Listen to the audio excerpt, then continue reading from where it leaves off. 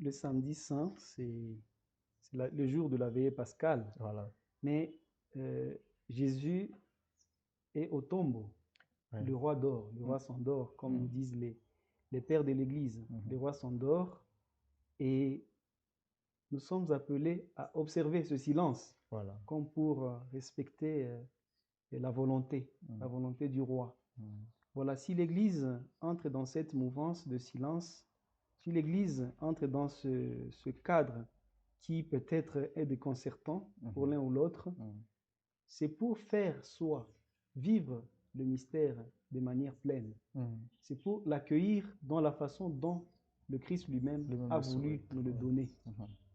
Alors, le samedi saint est un jour d'attente et de vide apparent, comme vous venez de le dire, à travers ce silence-là.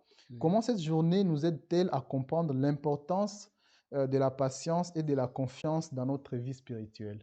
oui, oui, la confiance. Mm. Vous savez, cela me fait penser à un psaume que l'Église choisit pour des heures de nuit, pour la Mm. prière des complis. Mm.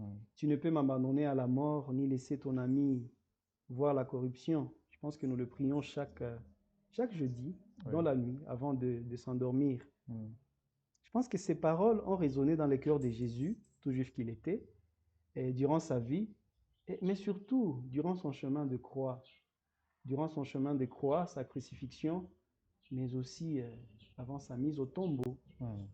Jésus est celui qui a fait confiance au Seigneur, à Dieu, à son Père, qui ne peut l'abandonner à la mort, qui ne peut le laisser se perdre éternellement.